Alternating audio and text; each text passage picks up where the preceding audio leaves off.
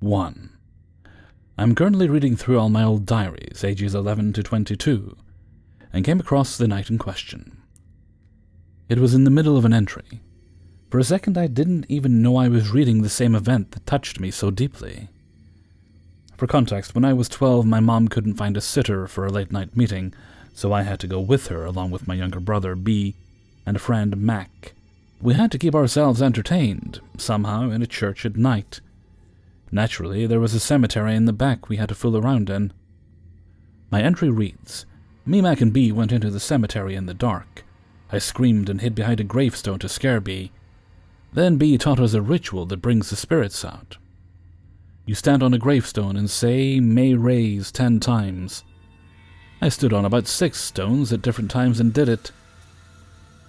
Then I was standing on one, and Mac and B were facing me. Mac saw something walk towards us, and then I saw a black something that was hunched over going behind a tree. B saw what I saw. Then we were up near the church more, and I was staring at one that was right next to a tree. I stared at it for a long time, and it was shaking a lot and fast. Its head moved the most. Then it waved for me to go over there. I'm not crazy. Mac even saw it too. To clear things up, Mac saw something walk towards us and then run. I'm standing on the stone facing B, Mac and the church, and the wooded area to the right of it where I saw the something.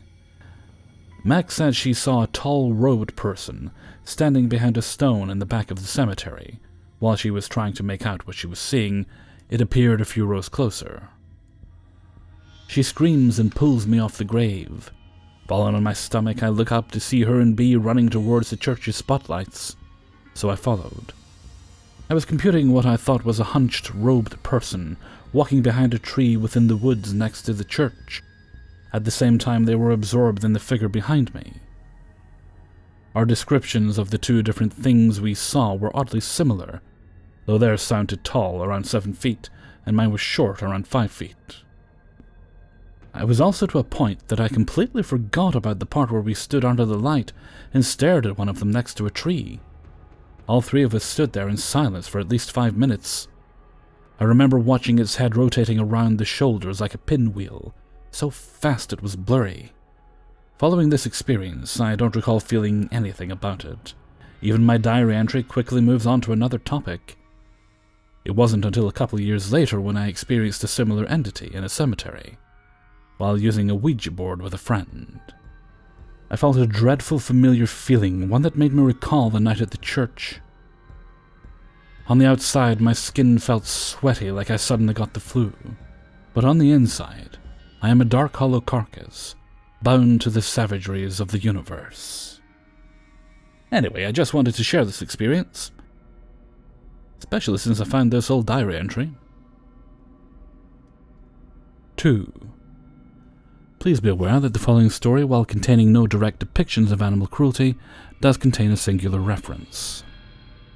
I am a sensitive, and I always had a lot of trouble adapting to new houses. I don't remember a lot about the first house I lived in because I was really young. I was around 4 or 5 years old when I moved away, so you get the deal.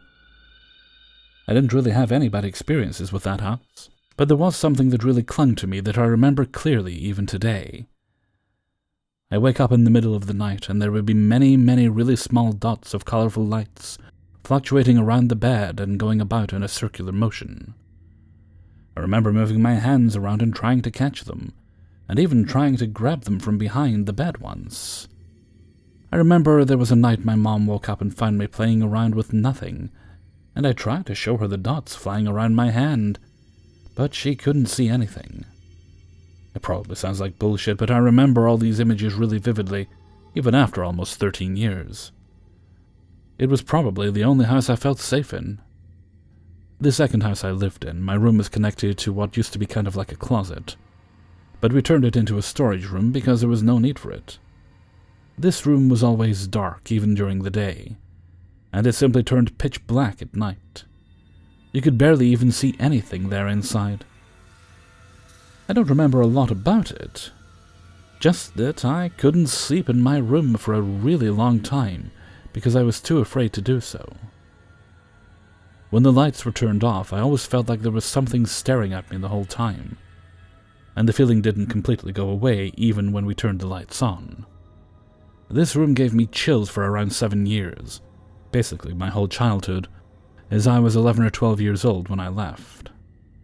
Currently my uncles live in that house. It's been thoroughly reformed, and I still get chills when I go visit.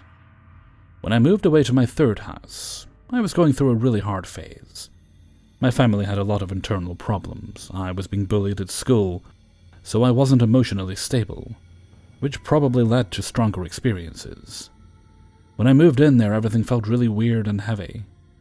I should have been happy because I had moved away from a bad situation and all, but I wasn't. I got a lot worse, and I even started cutting myself again and fell deeper into depression. My anxiety increased a lot too.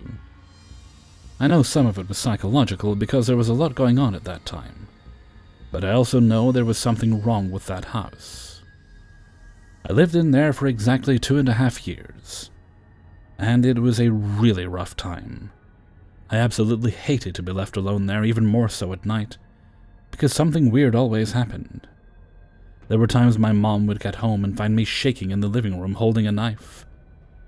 The situations I remember more vividly were glass clicking sounds coming from the kitchen, footsteps in the backyard, the feeling of being watched simultaneously through the glass windows and doors. There were times the wall clock in the kitchen ticked so loud it felt like it was glued to my head, even though it's usually barely even audible. In the beginning of 2019, for a few months, I actually thought I was getting used to the house, and the bad feelings kind of lessened for some time. I started going to the backyard almost every night to watch the stars and all, but then the feeling of being watched came back. I would be really comfortable sitting around on the ground and watching the stars, and then get this feeling that there was something behind me or looking above my shoulder, weighing me down. And there was this one time I could swear there was something looking at me from the roof. Even my dog was staring in the direction, and he had a really defensive posture. I moved away from there in December, and I really don't know how to feel about the new house. Like, it obviously feels a lot better than it did in the other, but I'm still not comfortable at all. The previous owner wasn't exactly a gentleman. He left a kitten locked inside of the house to die, and we found it already decomposing when we came to see the house. So I think you get the picture. I don't record being left alone there at night, mostly because lockdown started a little over 2 months after we moved in, so we don't go out a lot. But for the last months, I'm having trouble with something, like the house is really safe. It has metal locks on every door that leads to the outside, electric fences and gates, metal bars outside glass windows, and inside the wood ones. It's basically a fortress. I doubt someone could get inside without us hearing.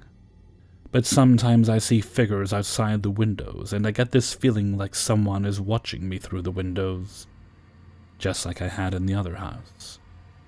I will automatically go into lockdown mode, making sure that everything is closed, and I get extremely jumpy. There was a night I was locking everything down after getting this feeling, and I opened the door to my room, and I swear that for a second I saw a dark figure, and then it was just my guitar. And I often see quick shadow figures from the corner of my eye, and when I look, there's nothing there. I try to pass it off as just my fringe, but I know it's not. Sometimes I even question my sanity. I'd feel like I'm crazy if it wasn't for the weird experiences I've had with spiritualism that prove to me that I'm sensitive and the supernatural exists. I would probably have gone insane already. 3. I've always seen paranormal beings since I was a child. However, ever since I'd moved into the new house, there were countless encounters, some being random incidents, others recurring. Let me give you guys a brief layout of my house. First of all, it literally looks haunted. I've had so many different friends come and visit, and their first comment is always, "Your house looks haunted." It's an old traditional wooden-styled house, where there is a huge spiral staircase in the middle of the home. On the second floor, there are 4 bedrooms located around the staircase, with a bathroom on one end. From the ceiling of the house, hanging over the grand staircase, is an old antique chandelier. From there, I encountered the hanging chandelier woman. First incident, I was around 12 at the time, was when I woke up in the middle of the night, at around 2:30 a.m. I was dying to pee and the bathroom was at the opposite end of the house. Half asleep, I got up and went to open my bedroom door. My eyes were immediately drawn to something pale, which almost seemed to glow in the dark, and right in front of me was a hanging woman. Now, when I say hanging chandelier woman, I don't mean she was hung from the chandelier. She was actually above it, but her body was strung in a way that seemed like she was hanging by some invisible rope. Her body slightly rotated around mid-air, eyes open and unblinking. She looked to be a middle-aged Caucasian woman, light caramel hair and a bob. She wore an old-styled white nightgown and no shoes. She definitely did not look to be from this era. I went from half asleep to alert and petrified. I stood there frozen in shock and fear. After several moments passed, I rubbed my eyes with my hands and dared to look up again. She was gone. I hurriedly ran into the bathroom, used the toilet, then ran back to my bedroom with my eyes closed. The next day, I told my parents, but of course they didn't believe me. They were sick of all the ghost stories I told them. They simply said it was either a dream or that I'd mistook the chandelier for a person, despite the woman being above the chandelier itself. Eventually, I let my parents convince me and brushed the thoughts aside. That is, until I woke up again a couple days later in the middle of the night, bursting to pee again.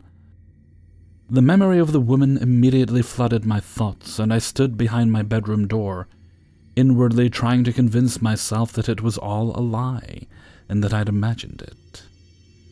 But when I opened the door, there she hung again. It was the exact same woman in the same clothes, same hair. Only this time her back was facing me, as she tilted slowly mid-air above the chandelier. There was a lump in my throat, and my heart started racing again. I immediately closed my eyes, mentally prepared myself to begin to feel my way around the walls, to make my way to the bathroom. When I finally made it, I picked at the chandelier and the woman was gone. This happened altogether 3 times since I've been in the house, though I no longer see her anymore. I wonder who she is, and if she died in this house many years ago. 4. The last house I lived in until I finished high school came with some dark times. My parents built it together, then divorced a year or 2 after. I have a ton of stories from when I was younger, and the small period me, my brother, and mom moved to rent a house, while my dad was getting his things together to get another place. It was a pretty nice house with a decent yard. I will try not to bog you down with excess details and get straight to the events as I can remember them. I can expand on any of these. Every night, not long after we moved in, once the house was built, every fire alarm would go off on their own. Even after the batteries were pulled out, the ringing would take a few seconds to stop. I remember this happening for about a week or so. Should have been a sign. One night I fell asleep in the living room, on the chaise longue, and woke up to a tall creature in a black robe watching me while holding a crystal orb thing. I stood staring at it for a few seconds, dumbfounded. I felt fear creeping through me, and I told myself if I fell completely to the fear I was done for. I forced myself to jump up and vanished once I got to my feet. It wasn't like I woke up from a dream. I saw it blink out as I stood up. In the computer room to the right, which was between my room and my brother's, we could hear something typing on the keyboard. You could walk right up to the doorframe and hear it clacking away. It wasn't frantic either. It sounded really deliberate.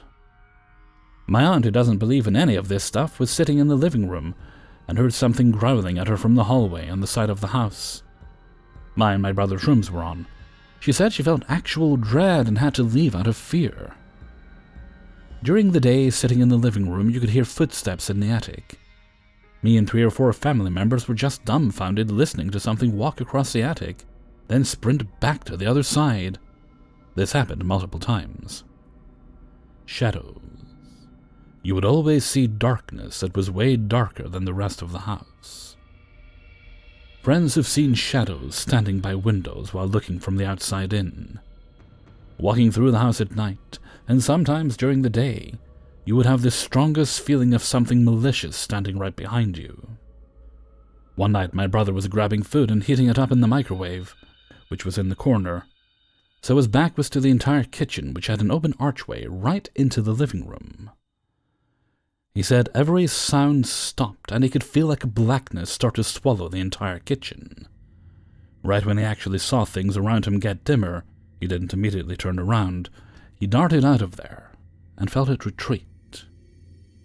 We were both sitting in the living room one evening when I saw a black spiky creature run across the kitchen. I started praying Psalms 91, and I felt some pressure pushing against me, trying to push me into the ground off my feet. It broke after a bit. Time is difficult, but not more than 10 seconds probably. And we both felt something coming from the hallway on our side of the house. When I walked into my room, I saw the last second or so of a Slipknot CD. I know, cringy teen days, I outgrew it, I promise. Floating in the air, and had landed right in the middle of the room. When I picked it up, something hissed at me. I threw it in the trash outside.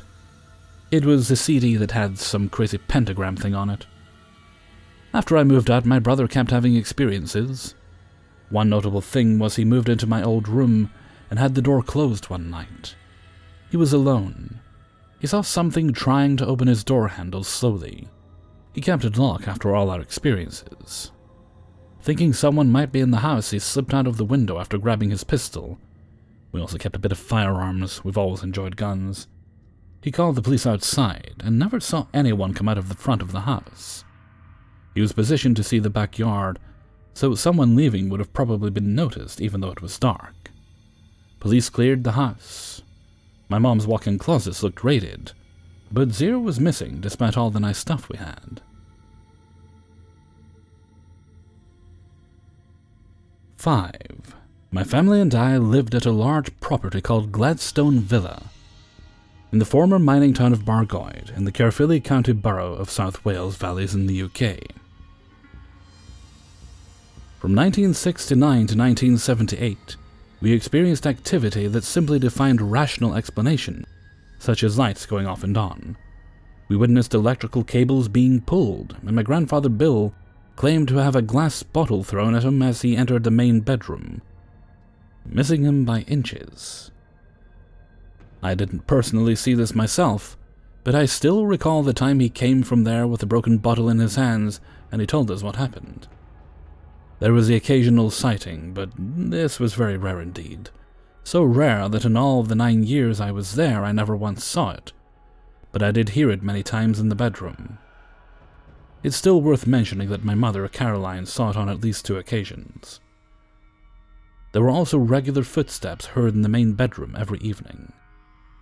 Sometimes during the day, when we'd all be downstairs watching TV, one of us would turn the volume down to hear it more clearly, and my grandfather Bill would point to the ceiling and say, "He's by here," and "He's by there now," trying to make out where the footsteps were coming from exactly. There were 5 members of the family that were living at the Gladstone Villa. My maternal grandfather, William Higgs, known as Bill to family and friends, a retired miner who worked at the local colliery.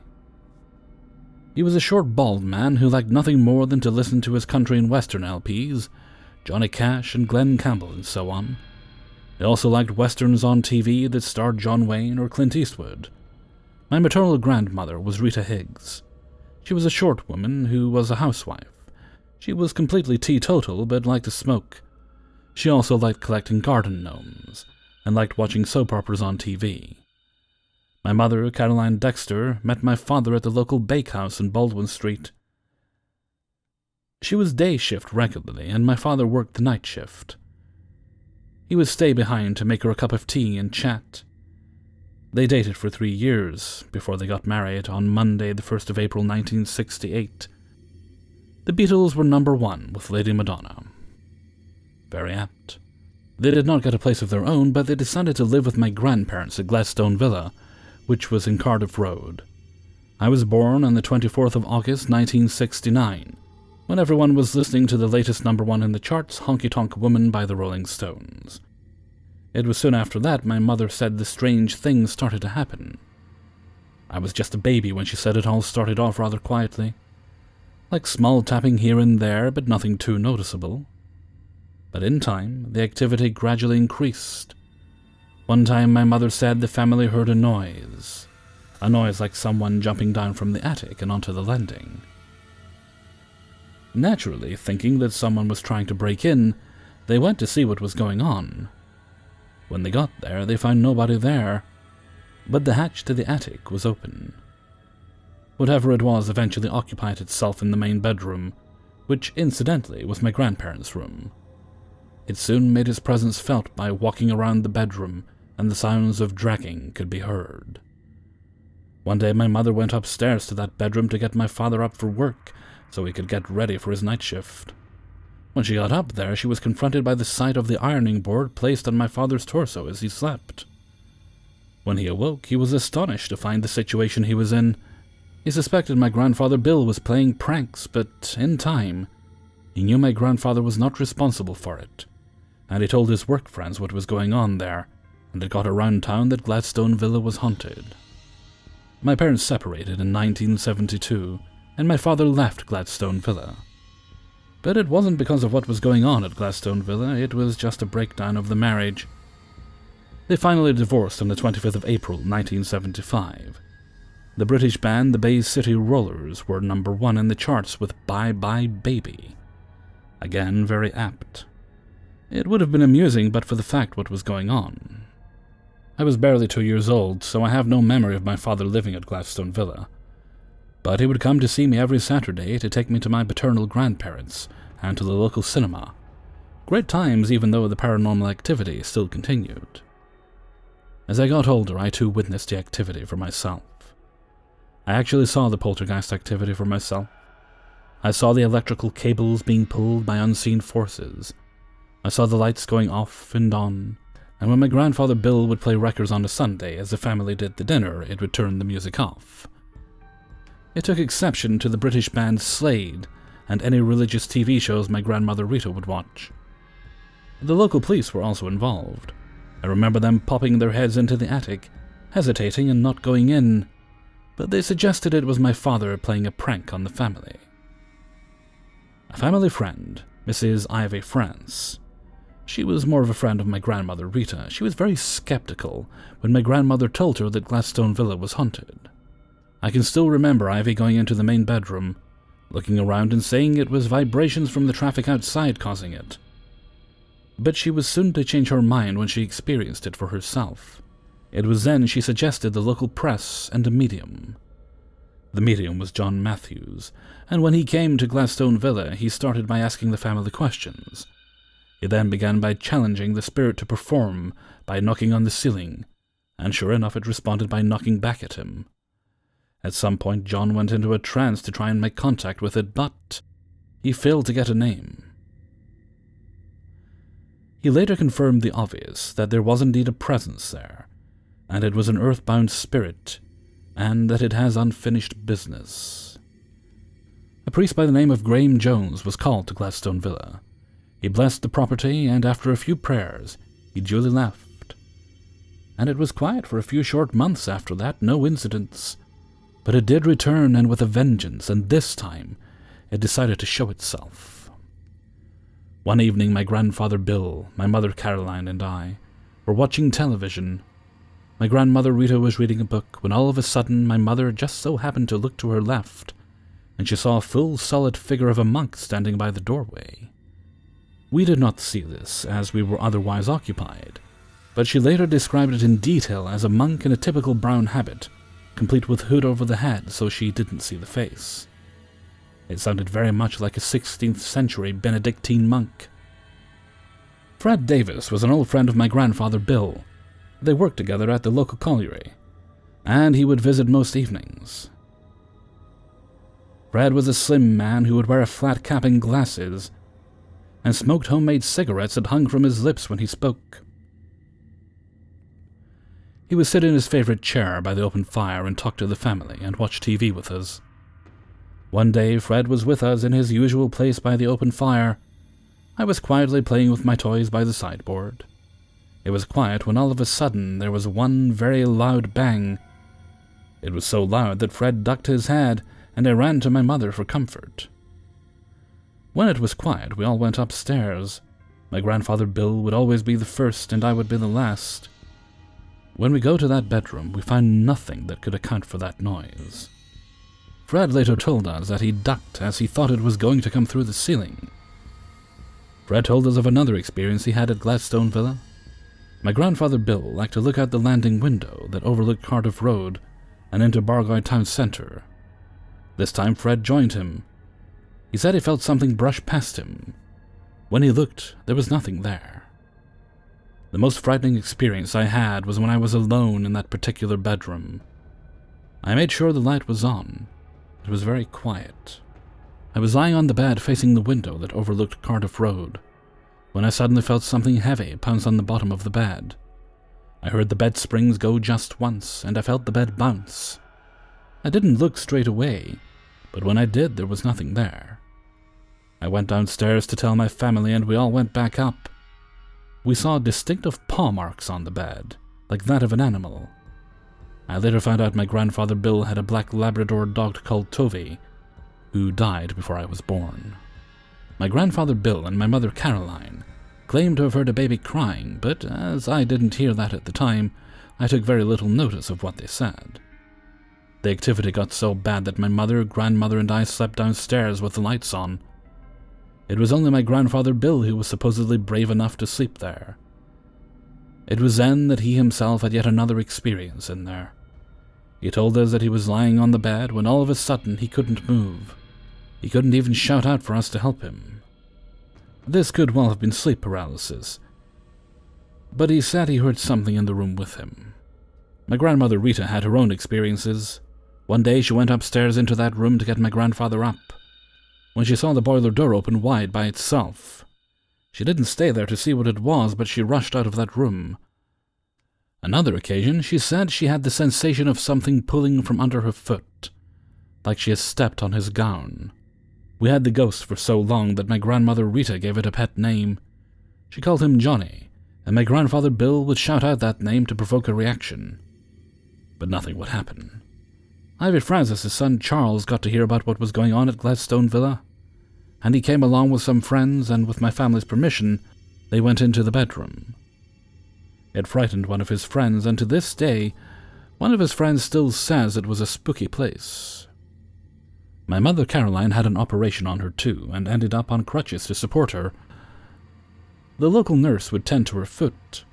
My mother was sat on the chair when the nurse came this day, and the nurse knelt down to tend to her, and she told my mother not to hold her. My mother looked at my grandmother Rita as she was not holding the nurse at all. My mother made her own conclusions that it was Johnny the ghost that was holding her, so the nurse wouldn't hurt her. The only time I heard the ghost being vocal was the time we were all in the room. One of us wanted to use the bathroom, and we couldn't get in there. My grandfather Bill said, "He's behind there." I heard quite distinctively the sound of a Gregorian chant, and that was it, nothing more. We left in the summer of 1978, when 2 local businessmen bought the property, and Gladstone Villa was eventually converted into a small hotel, and its name changed to the Reds Park Hotel. One night before we moved, there was one final incident we experienced. As if it knew we were going, and that was its way of saying goodbye. My mother, grandmother, and I got ready to go to sleep. The light was still on, and then we heard the doorknob turning, as if someone was trying to get in. At first I naturally suspected my grandfather Bill, as he was the only one who slept upstairs in that room, and we thought it may have been him playing a prank. I called out to him, but there was no answer, no laugh that would give him away. We then heard our belongings that were packed in the hallway being thrown around. The next day, we asked my grandfather Bill if it was him playing a joke on us. He insisted that it wasn't him, and to this very day I believe him. I had my 40th birthday at the Reds Park Hotel in August 2009, for old time's sake, and it was the female staff that told me about the ghost, and I had told them about what happened to me there 30 years before. The staff told me of their own personal experiences, lights going off and on, the odd sighting in room 5, a bright and white was seen. Again, as with the claims of the baby crying, that made no sense to me at the time. I did a thorough research of the property and the Cardiff Road area, and I found some very interesting things indeed. I found out that from Bargoyd Library, the local newspaper archives, that Gladstone Villa dates back to 1900, and it was named after the former British Prime Minister William Gladstone. I discovered the previous people that lived there. The Kimmiott family in 1924, the newly married couple Michael and Evelyn Kimmiott, and a son named Elvin Kimmiott. He died at the property just 4 months old, according to the archives of the Cardiff newspaper The Western Mail of that year. This explained the baby my mother and grandfather heard in the bedroom. Mrs. Evelyn Kimmiott died in 1970, soon after I was born. Maybe this is why the activity all started. I also found that there was a monastery in Baldwin Street, where my parents met and worked. And there is a property directly opposite the former Gladstone Villa property in Cardiff Road, dating back to the 16th century. It is now a public house called the Rafa Club. A priest hide is said to be there, but it's sealed up. This explains the monk my mother saw. What I have said here is true. I wouldn't share this if I couldn't possibly back this up, and I have used real names as I have nothing to hide, and all I have said can be verified by the family of those people I mentioned. Sadly, some of the people I mentioned are no longer with us. I challenge any hardened skeptic and firm non-believer, and I can assure them that they will indeed most certainly question their belief system. Of this I have no doubt at all whatsoever. In fact, I'm 100% positive. Hey everybody, Hellfreezer here, and thank you very much for listening to 5 True Paranormal Stories, episode 195. And thank you very much to everybody who allowed me to use their stories in this video. Kind of weird how life works sometimes. I was thinking to myself, the day before yesterday, I was thinking I should probably send my sister a text message just to check in and see how things are. And sure enough, the following day, I get I got a message from her basically asking, "Are you alive?" To which I obviously replied no, just making sure I was doing okay. It's kind of weird how life works sometimes. And it's not the first time that's happened. She did also offer to cut my hair for me because, quite frankly, my hair does badly need getting cut. But there's still death outside, so we'll wait for now. Okay, and with that, I'm going to head off for now. So until next time, thank you very much for listening, and take very good care of yourselves.